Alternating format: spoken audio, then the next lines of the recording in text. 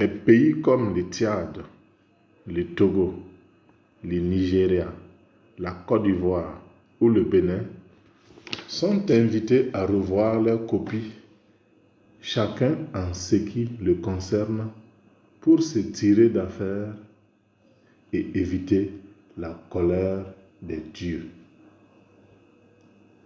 Oui, j'ose parler ainsi parce que ce combat-là a changé de dimension.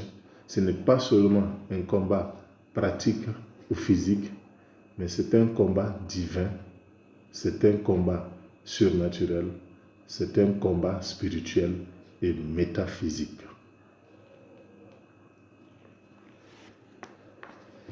La France n'est pas un ami fiable. La France n'est pas un ami fiable pour nous Africains ou nous pays africains. Alors, voyez un peu dans l'histoire de la France, dans ses relations avec les pays africains. À titre d'exemple, qu'est-ce qui est arrivé à Idriss Déby au Tchad? Déby père. Qu'est-ce qui est arrivé au président Idriss Déby du fait de la France? Et quels étaient ses rapports avec la France et comment cela s'est terminé? Que nos dirigeants africains qui pactisent avec la France contre l'Afrique se rappellent de cette histoire-là pour tirer des enseignements. Alors, j'ai aussi une question pour nos coutumiers et les chefs religieux du Bénin, du Niger, du Togo, du Sénégal et de la Côte d'Ivoire. Êtes-vous là? Voyez-vous ce qui est en train de se passer? Entendez-vous ce qui est en train de se dire? Alors, pourquoi jusque-là, vous ne vous manifestez pas? Pourquoi jusque-là, vous ne prenez pas position? Pourquoi jusque-là, vous n'accompagnez pas la nouvelle dynamique africaine comme il se doit? Le combat n'est pas propre au Mali. Le combat n'est pas propre au Niger. Le combat n'est pas propre au Burkina seul. Mais c'est un combat africain. C'est un combat d'intérêt général.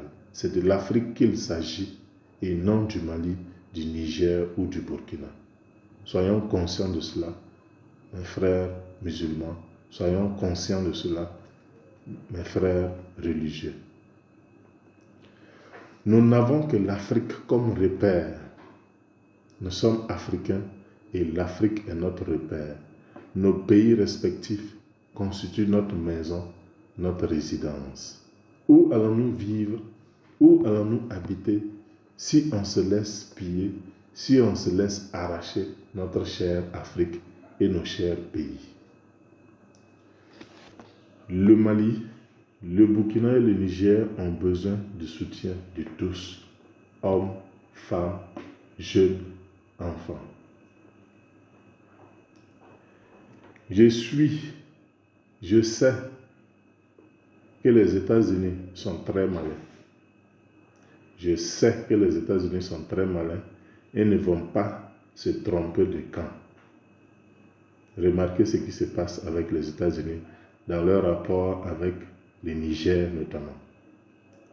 Je vois que la France sacrifie ses intérêts, son honneur et aussi ses alliés locaux.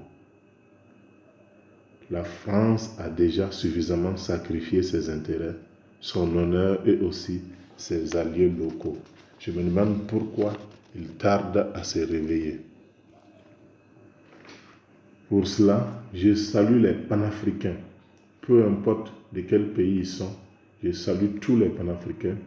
Je salue les peuples frères d'Algérie, de Mauritanie et de Guinée qui ont accepté d'apporter leur soutien au pays des trois frontières.